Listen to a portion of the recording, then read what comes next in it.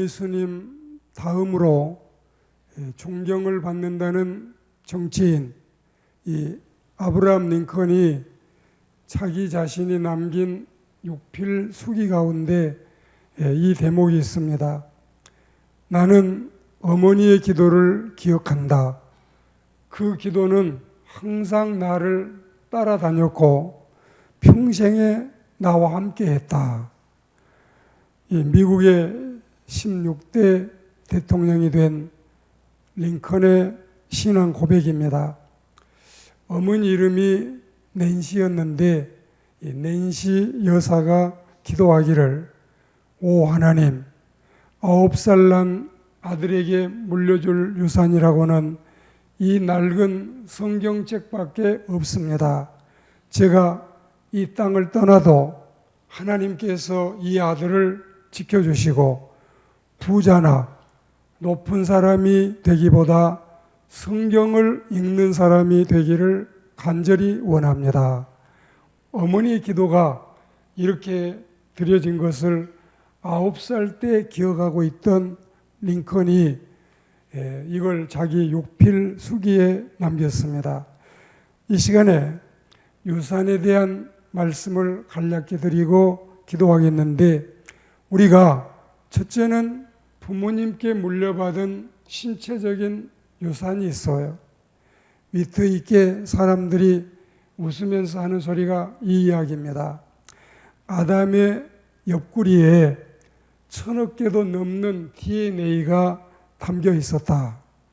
실제 이게 우리가 유머이기도 하지만 사실이기도 하지요.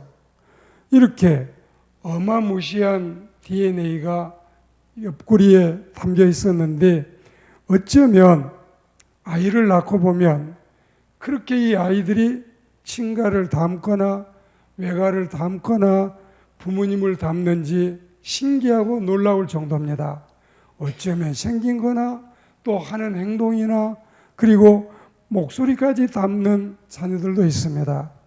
그리고 덧붙여서 말씀드리고 싶은 것은 이 부모님께 물려받은 신체를 건강하게 잘 보존해서 경건한 자녀들을 배출해 나가야지, 우리 몸을 자학, 스스로 학대하는 거, 이런 거는 도저히 있을 수 없는 일이고, 또 우리는 스스로 목숨을 끊는 것은 이건 부모님께도 어마무시한 있을 수 없는 범죄 행위입니다. 우리는 부모님께 물려받은 신체적인 유산을 잘 보존하고 건강하게 7월 한 달도 승리하는 우리 모두가 되시고, 뿐만이 아니라 남아있는 우리의 여생이 되기를 주의 이름으로 축복합니다. 그리고 두 번째는 하나님이 허락하신 신앙적인 유산들인데, 자, 신명기 오늘 6장 7절 말씀에 하나님의 말씀을 자녀에게 부지런히 가르치고 집에서나 밖에서나 잠자리에서나 기상할 때나 가르치고 또 교훈하고, 이걸 말씀하고 있어요. 부모는 자녀에게 신앙의 유산을 물려줘야 되고, 물려받은 자녀는 10대, 20대, 50대, 100대 그 이상 계속해서 이 가문의 신앙 전통을 이어가야 되겠습니다. 그리고 이 유산 가운데는 유품이나 물질적인 유산도 있는데, 여기에서 앞에 말씀드린 링컨 이야기를 좀 더 붙이겠습니다. 원래 이 에이브러햄 링컨, 이 이름을 어렸을 때는 에이브, 이 서양 사람들은 애칭이 또 있어요. 그래서 앤더슨 하면 앤디 이렇게 한다든지, 에이브러햄은 에이브가 이제 어릴 때 이름인데, 그 어머니의 유언을 다시 떠올려 보면, 사랑하는 에이브야, 나는 너에게 100만 에이커의 땅을 물려주는 것보다 이 한 권의 낡은 성경책 물려주는 것을 진심으로 기쁘게 생각한다. 그렇게 했지요. 1818년 10월 5일 어머니가 이 풍토병으로 세상을 떠나게 됩니다.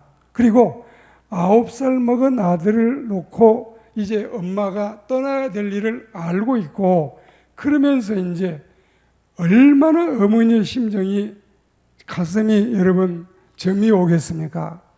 이 어린 새끼를 놓고 이 세상을 일찍이 떠나자니 엄마의 심정은 말이 아니었겠지요. 그 가운데도 뚜렷하고 맑은 정신으로 100만 에이커의 땅보다 성경책 한 권이 너에게는 더 큰 유산이 될 거다. 참 놀라운 일입니다.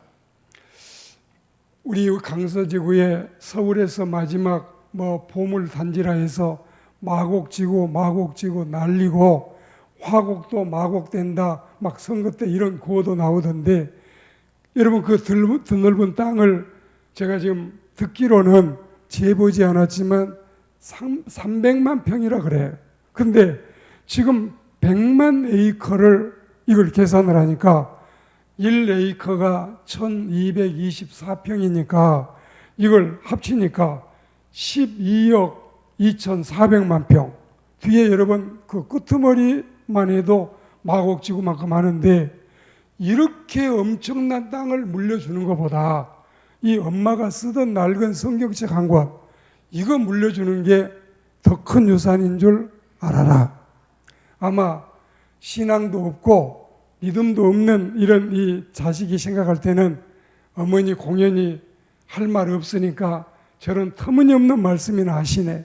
빌딩이나 20개 물려주시든지 아파트나 한 15개 주시든지 뭔 이렇게 성경책 한 권 물려주면서 이렇게 허세를 떠는 어머니가 계실까?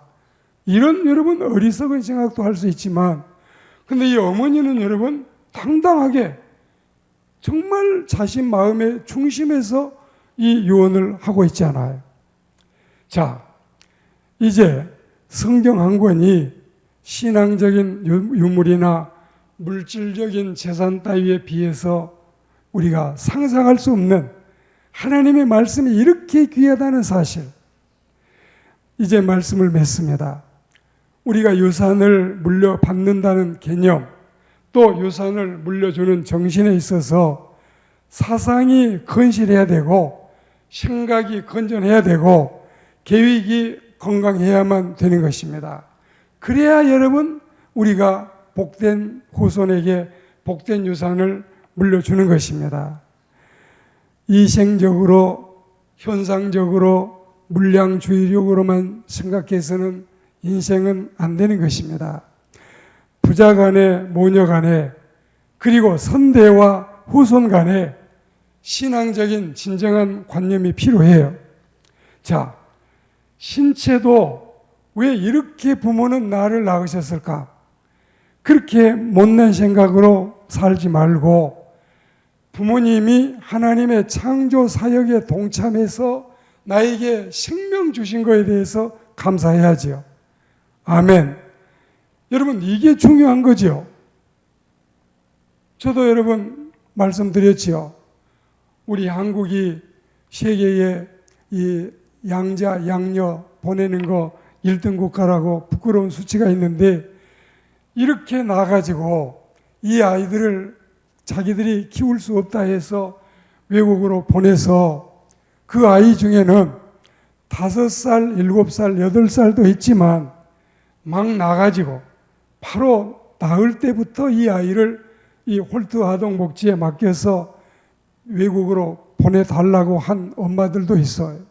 이거를 이제 아이를 키워가지고 한두 달 젖먹이 두세 달 이 아이를 보내면 그 아이를 받는 부모는 공항에서 기다리고 있다가 얼마나 이 아이를 보고 우는지, 그걸 제가 경험을 했잖아요. 이 에스코트 비행기표 이런 것 때문에 이 아이들을 보내게 되고, 정태영 목사님이 그 홀트 아동복지의 원목이 그 늘 이런 이야기를 서로 나누었잖아요. 그리고 이 아이들이 말이죠. 지금도 이제 이구선 이런 이름이 생각이 나는데, 그리고 이제 한 30년 지나가지고 그 아이들이 한국에 와서 우리 부모님을 찾고 싶습니다. 절대로 부모님이 나를 어려서 버렸다고 마음에 죄의식을 갖거나 또 부끄러워 생각하지 마십시오. 나를 낳아주신 부모님을 생각하면 너무너무 평생 그 은혜가 감사합니다. 여러분 보십시오. 유치원을 보냈습니까? 초등학교를 보냈습니까? 중고등학교, 대학을 보냈습니까? 한 아이를 키우려면 요즘에 3억이 든다고 하는데 이런 거 하나도 안 하고 보내도 나는 부모님만 찾고 싶습니다. 부모님 나타나십시오. 숨지 마십시오. 나에게 생명 주신 게 얼마나 감사한데 저는 절대로 부모님께 서운한 생각이 없습니다. 그걸 여러분 우리가 배워야 되겠어요. 부모님도 신앙의 유산 물려주면 이게 최고고, 그리고 자녀들도 여러분 뭐 있어서 주면 좋지만 그렇다고 해서 물질로 가지고 생각해서는 아니 되고, 이 에이브처럼 이런 믿음이 우리에게 심어져야 할 줄로 믿습니다. 비록 물질적인 유산은 미천에서 받은 게 없어도 믿음의 유산이 중요하고 신앙적인 가문의 전통을 이어감이 중요하지, 이런 믿음을 우리가 가져야 할 줄로 믿습니다. 살아보면 알게 돼요. 물려받을 때나 물려줄 때나 너무 우리가 세상만 보지 말았으면 좋겠어요. 세상만 보지 않았으면, 우리도 형제간이 많기 때문에 가만 옆에서 만나서 듣고 있으면은 뭐 이러저러한 일들이 많습니다. 유산을 물려주니 뭘 어떻게 했느니, 그럴 때면 참 우리는 부끄러운 생각도 들지만 눈을 들어서 하나님을 바라보고 하나님이 나에게 생명 주신 이 은혜를 감사하고, 그리고 또 우리는 하나님께서 우리에게 허락하신 믿음의 유산이 최고인 줄 알고 우리의 후손에게 이런 진정한 신앙의 유산을 물려줄 수 있는 부모가 되기를 주의 이름으로 축복합니다.